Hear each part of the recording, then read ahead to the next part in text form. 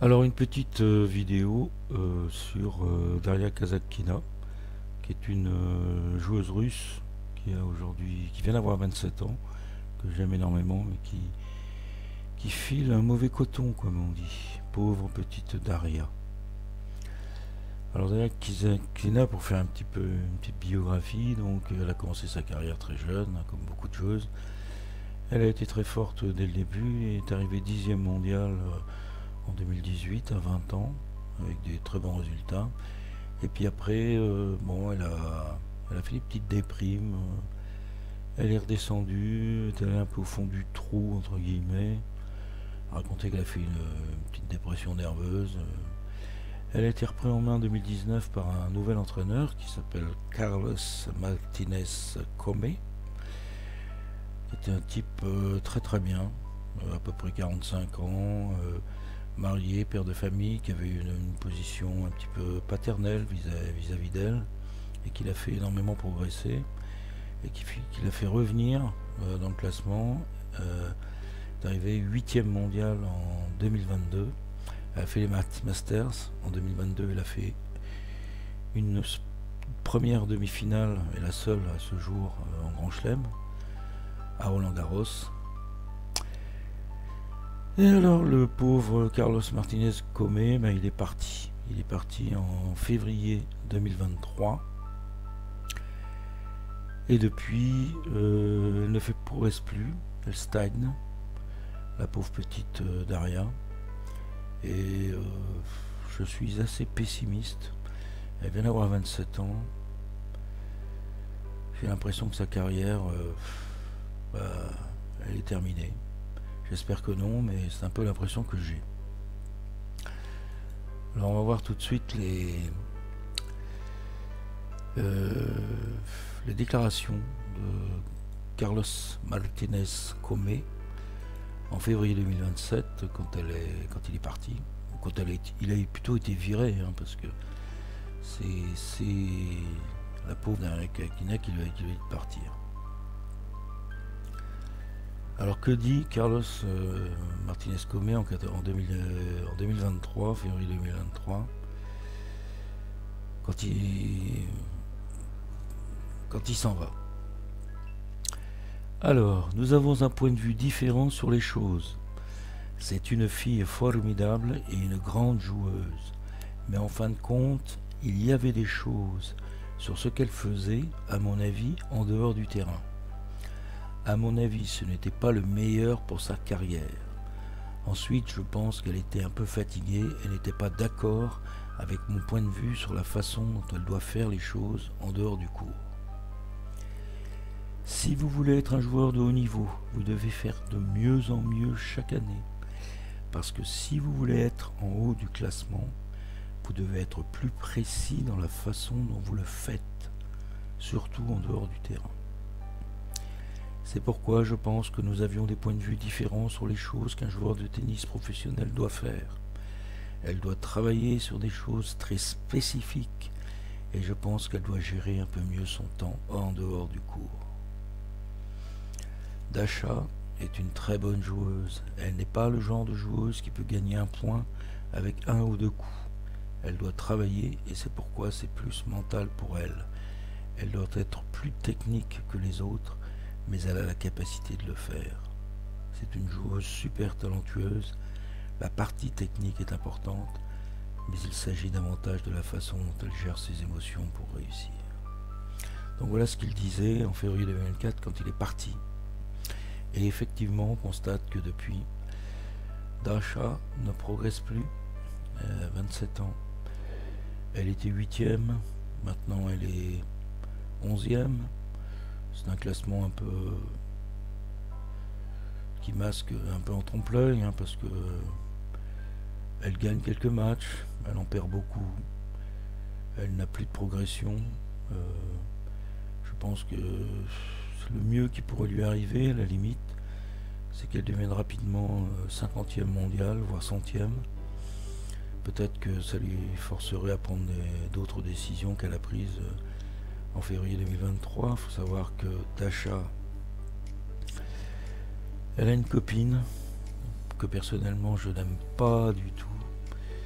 dont je ne connais même pas le nom, qui s'appelle Natacha quelque chose, qui est une ancienne patineuse russe, qui n'est plus patineuse depuis qu'elle a eu des problèmes de santé, qui avait fait médaille de bronze, je crois, au championnat d'Europe de patinage en couple. Et maintenant, elle suit Daria Kazakina partout, sur les tournois, ils prennent leurs vacances ensemble. Enfin, vous savez qu'elle a fait son Dasha a fait son, vous n'avez pas su, son coming out. Elle l'a fait, je sais plus quand d'ailleurs, en 2022, je crois. Elle l'a fait en 2 fois d'ailleurs. Elle l'a fait une première fois sur un documentaire qui était pas mal d'ailleurs, avec une présentatrice qui aime bien aller dans l'intimité des joueurs. Et elle avait déclaré qu'elle pouvait envisager une relation avec une femme, qu'avec les femmes c'était plus facile, enfin, etc. Ça n'avait pas donné lieu à tellement de commentaires. Et puis ensuite, elle l'avait fait dans un autre documentaire un peu plus tard. Alors là, c'était très médiocre. C'était vraiment du tape à l'œil. Très très mauvais documentaire, très mal foutu.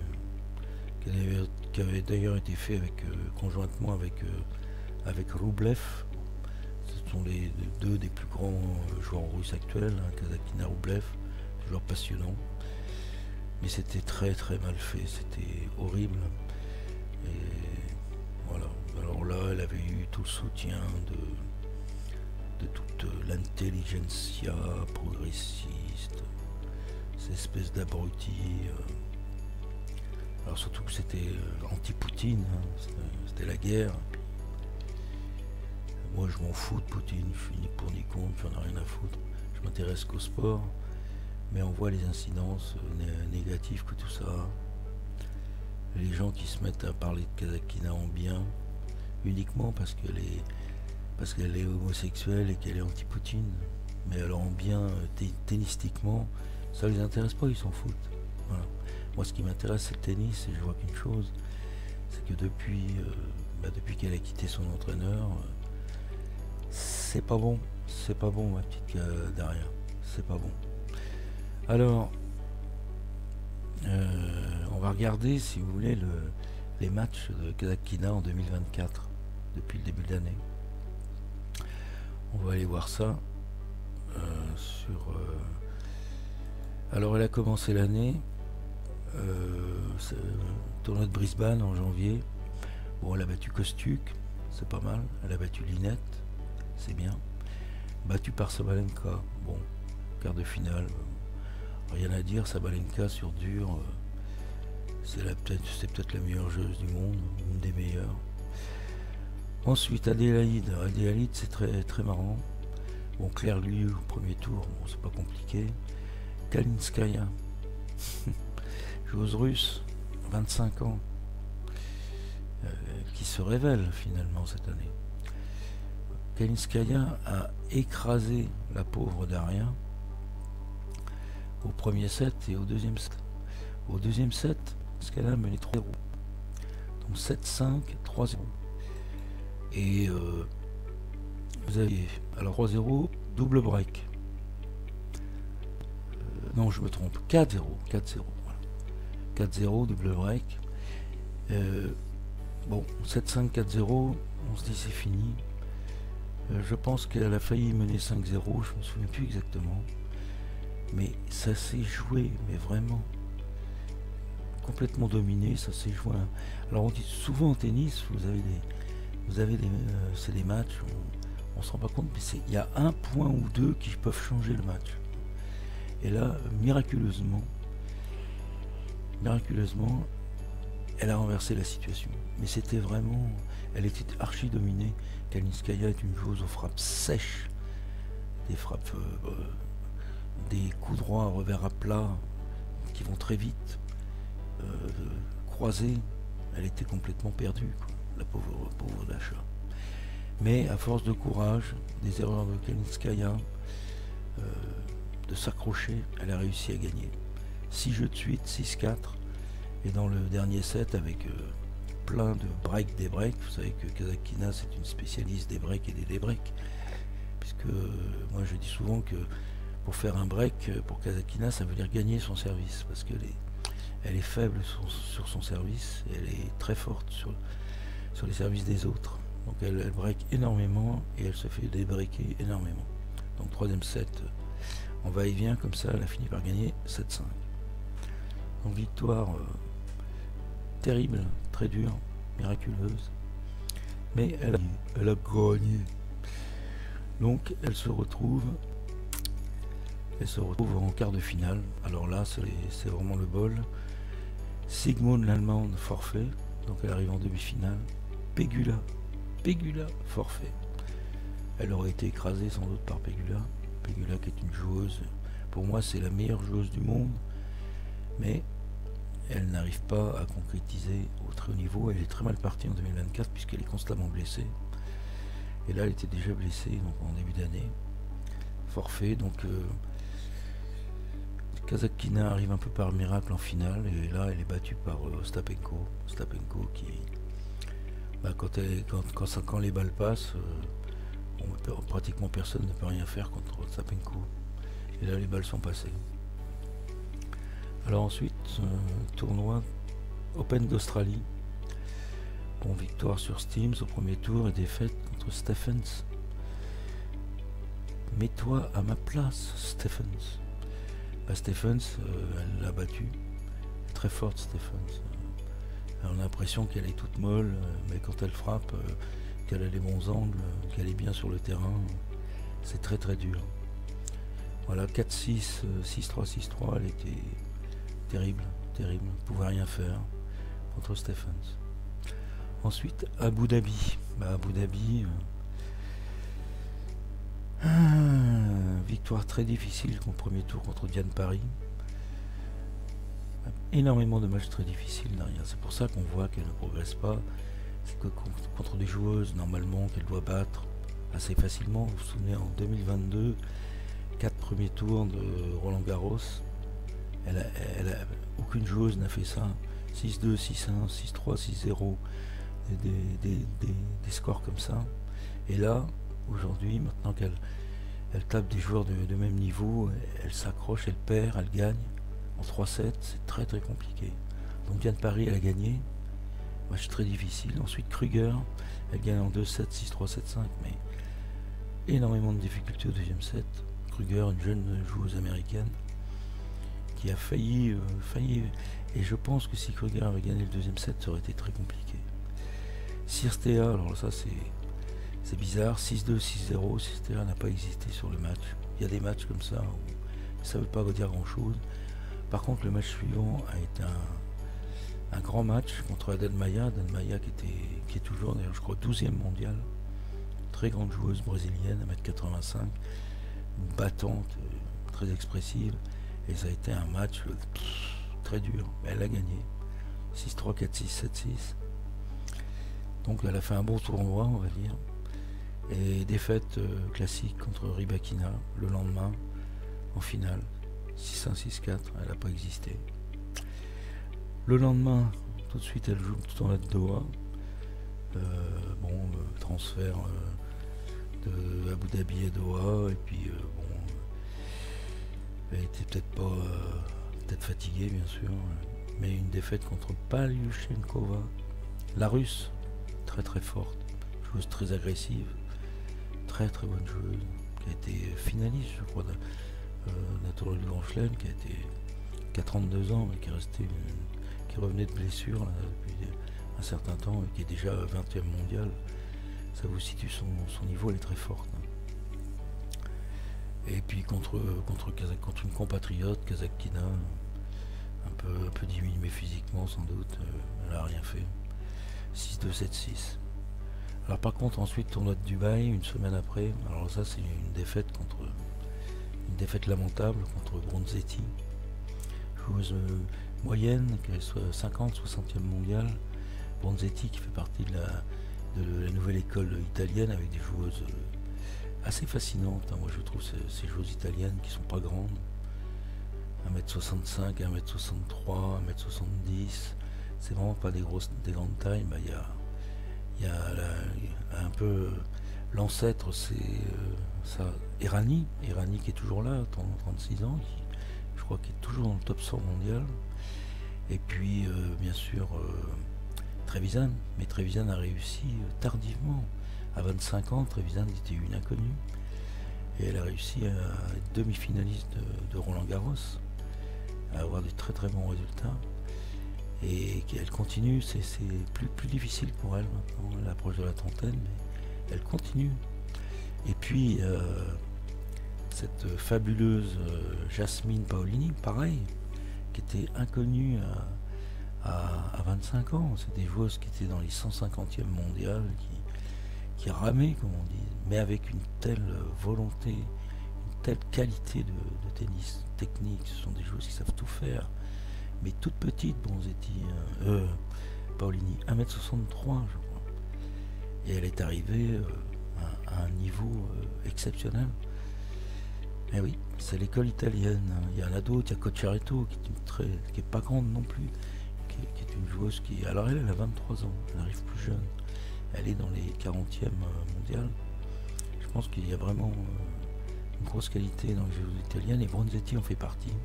Elle est jeune aussi, je crois, elle a 23 ans. Et elle a donné un mal de chien à Kasatkina sur ce match.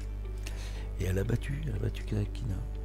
Elle l'a battue parce qu'elle a été plus régulière qu'elle. Elle s'entraîne, je pense. Elle fait pas la faux folle sur internet à faire des vlogs. Et elle joue remarquablement. Elle a battu Kasatkina à la régulière, en étant plus régulière qu'elle. C'était un gros match, très long, très dur. 7-6, 4-6, 7-5. Voilà. Défaite lamentable de Kasatkina, on va dire. Indian Wells, alors c'est peut-être encore pire, Indian Wells. Elle bat Dodin. Bon, Dodin, c'est pas... Dodin, c'est beaucoup trop de fautes. Et puis ensuite, elle bat Stephens. Elle prend sa revanche sur Stephens. Faisant un match assez bizarre, elle perd le premier set 6-2. Et ensuite, elle gagne 6-4, 6-4. Stephens un peu éteinte. C'est un peu l'inverse du premier match où le score était inversé. Un peu une bonne surprise, on va dire. Moi, je pensais qu'elle n'allait avoir beaucoup de mal à gagner le match. Finalement, Stephens s'est éteint petit à petit. Elle a fait plus de fautes. Et là, c'est Kasatkina qui a gagné. Mais alors ensuite, c'est le match vraiment lamentable contre une joueuse chinoise à peu près totalement inconnue, mais qui venait de faire un grand tournoi, peut-être le seul grand tournoi de sa carrière. Il s'appelle Yuan Yu, joueuse de 25 ans, vraiment et elle a perdu de façon, moi je dirais presque honteuse, 4-6, 6-4, 6-3. Ce sont des fautes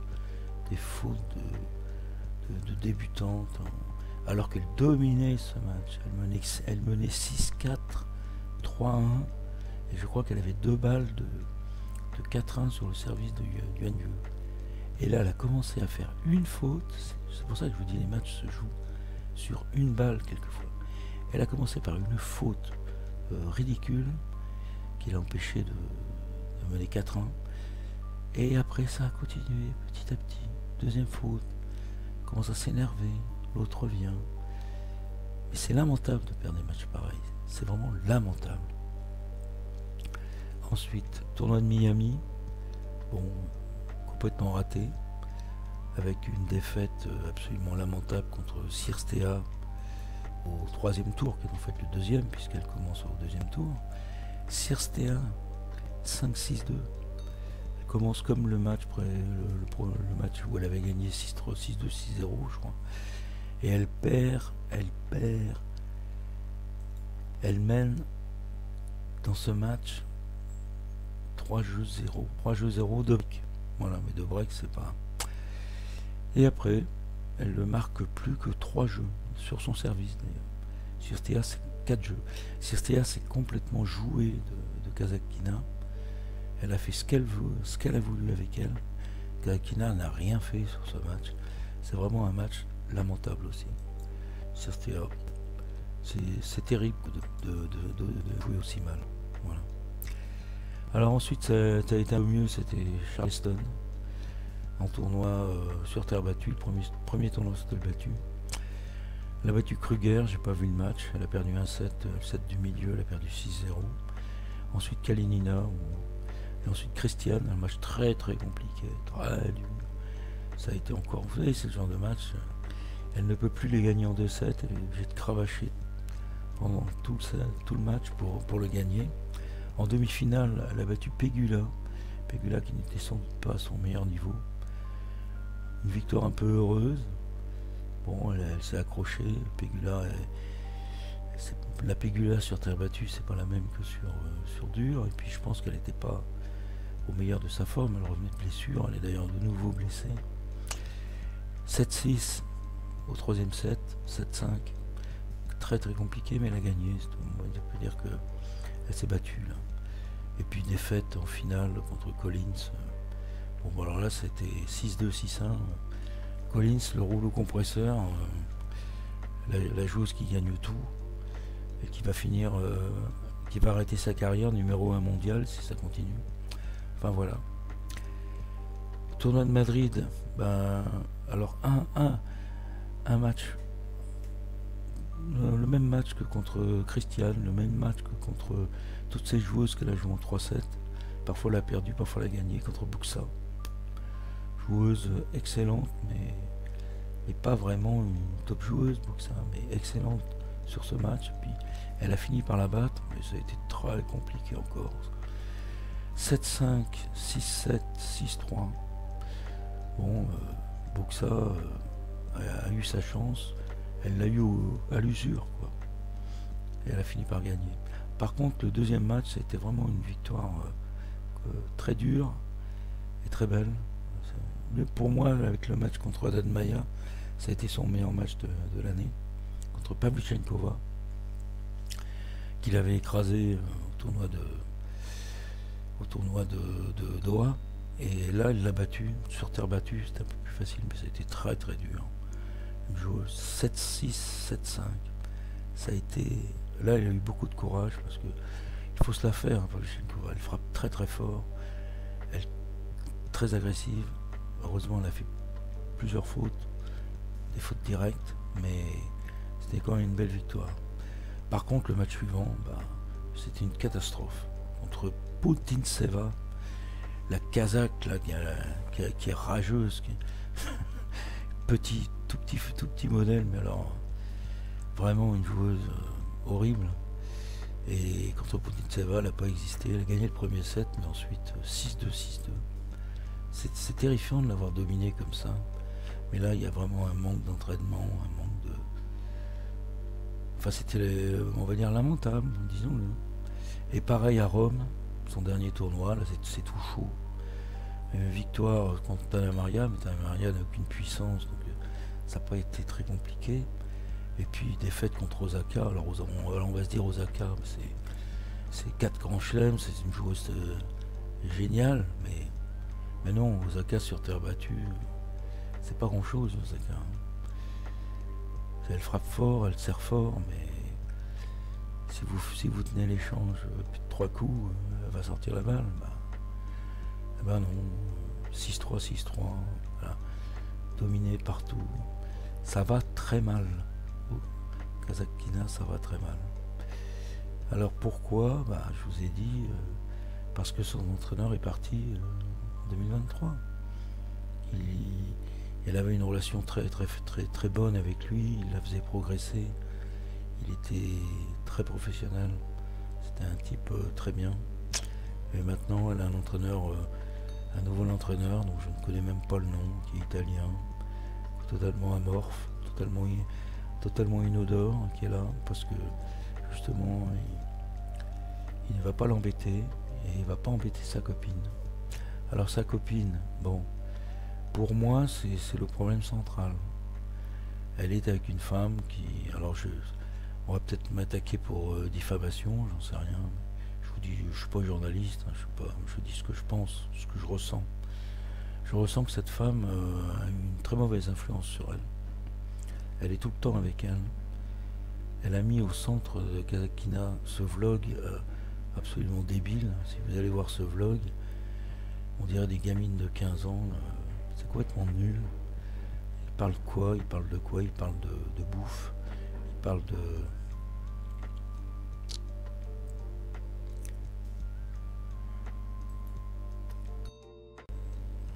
Il parle des petits chiens de la joueuse. Enfin, c'est vraiment sans intérêt aucun. Et c'est une superficialité. Ça parle pas de tennis. Bon, formellement, c'est pas mal foutu. La musique, les images, c'est bien cadencé, mais l'intérieur, le fond est ridicule. Et à la limite, on peut même ça trouver un peu gênant, hein, quand on sait que il y a des jeunes gens russes qui crèvent tous les jours pendant une guerre, de voir ce vlog un peu ridicule, hein, sans aucune densité. Mais alors vous avez toutes les petites pisseuses russes là, qui répondent sur la chaîne YouTube. Ah, c'est formidable ce que vous faites. Ah, j'aimerais. Ah, c'est tellement mignon ce que vous faites. Vous êtes mignonnes toutes les deux. Ah, il faudrait faire ça. Mais ça, vous savez, c'est comme dans toutes les chaînes YouTube. Il y a toujours des gens qui vous disent que vous êtes formidables. Mais ils ne représentent pas la majorité des gens. Parce qu'il y a beaucoup de gens qui trouvent ça nul, ça ne les intéresse pas, ils ne commandent pas. Bon. Voilà, donc... je pense que c'est de ça dont parlait Comey, Martinez Comey, et c'est ça qui, effectivement, il ne supportait pas. Cette patineuse, je pense qu'elle manipule, je vous dis le fond de ma pensée, hein, je pense qu'elle manipule Kasatkina. Elle est arrivée dans sa vie, elle a tout changé. Il faut savoir une chose, c'est que l'éviction de Carlos Martinez Comey a été mis en public par la patineuse sur sa chaîne, ou je ne sais plus, par un message Twitter, ou je ne sais plus. Ça a été fait comme ça. C'est elle-même qui a annoncé le départ de Martinez Comey. Alors c'est d'ailleurs assez drôle parce que, alors quand Kasatkina joue, il y a 3 personnes qui assistent au match. Il y a l'entraîneur italien, qui est tout mou, qui marmonne des petits mots dans sa bouche et qui applaudit tout doucement. Enfin, il n'y a pas de...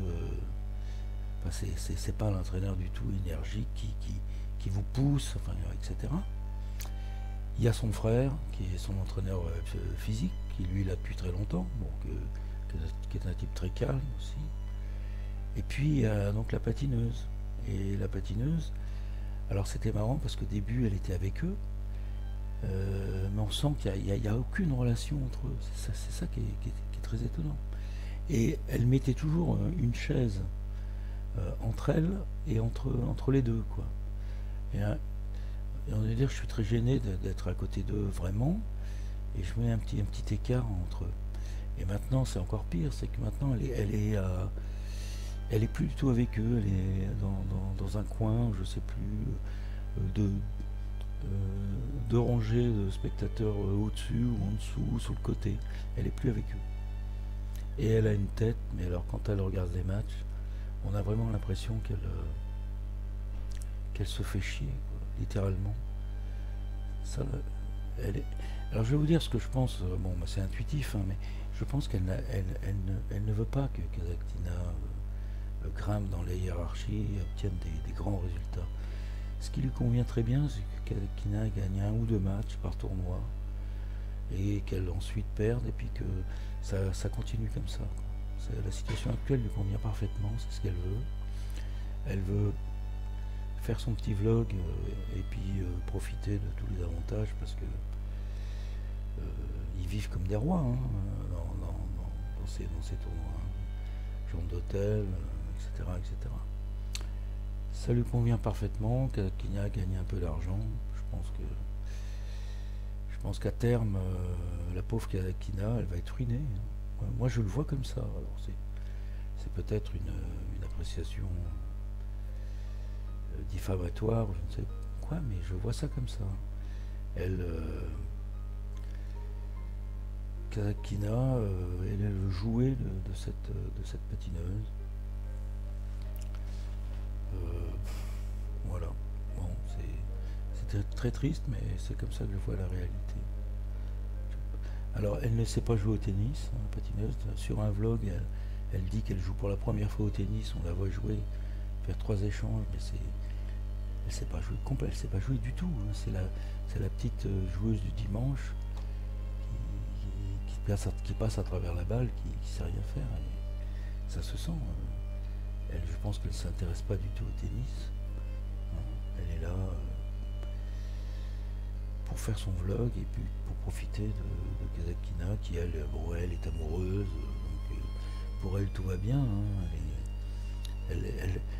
Elle croit, malheureusement, Kazakh-Kina croit qu'elle est une vlogueuse géniale, parce qu'elle a des flatteries de toutes parts, alors qu'en fait, ce vlog est totalement ridicule. Quand on pense au talent qu'elle a, et que ce talent, au lieu de le faire fructifier, elle le jette. Elle le jette et elle a 27 ans maintenant. Ça va pas arranger ses affaires. Voilà. Donc au lieu de progresser, elle stagne. Au mieux, elle stagne. Et à mon avis, elle régresse. Voilà. Donc on pourrait dire beaucoup de choses, mais je vois pas de solution. À part une crise de couple qui ne nous regarde pas, qui pourrait faire qu'il y ait une séparation, et qu'ensuite elle retrouve une façon de vivre qui soit beaucoup plus adaptée à sa situation de grande joueuse professionnelle. Mais sinon, je vois pas de solution. Il y aura peut-être une crise un jour, bien sûr, mais ce sera trop tard. Sa carrière sera en déclin et sur la fin. Et puis, à ce moment-là, peut-être qu'elle va se retrouver toute seule. Et voilà. Moi, je suis assez pessimiste, je trouve ça dommage. Je trouve ça dommage. Et bon, ben voilà. Bon, ben alors peut-être les gens vont dire que je raconte que des conneries, que je connais pas la région. D'ailleurs, je me mêle de ce qui me regarde pas. Moi, je vous dis ça simplement en tant que fan. Je suis fan de Kazakh-Kina, c'est ma joueuse préférée. Et je suis très triste du ressenti que j'ai. Et je vous en fais part maintenant. Peut-être que je me trompe, hein, peut-être que ça n'a rien à voir avec tout ça, peut-être que voilà. Mais c'est le ressenti que j'ai. Donc j'utilise ma liberté d'expression. Bon, on peut dire que c'est de l'intrusion dans la vie intime des joueuses, c'est de la diffamation. Je dis simplement ce que je ressens. Voilà. Et je suis prêt à en assumer les conséquences. Voilà. Bon, bah écoutez, on va quand même souhaiter à Kazakh-Kina de faire un très bon tournoi de Roland-Garros. Même si je pense que si elle était éliminée par exemple au premier tour, ça pourrait peut-être un choc, ça pourrait être un choc psychologique pour elle. Je ne vous souhaite pas, mais est-ce que ce ne serait pas la meilleure solution finalement? Enfin, on verra bien. Voilà. Eh ben, bonne fin de journée à vous, et puis si vous avez des réactions, vous les mettez en commentaire, et puis on verra parce que j'ai besoin finalement si vous savez des choses que je sais pas, si vous pensez que je raconte que des conneries, si vous pensez qu'il y a peut-être quelque chose de vrai, si vous pensez des choses intéressantes, eh ben, mettez-les en commentaire. Voilà, merci.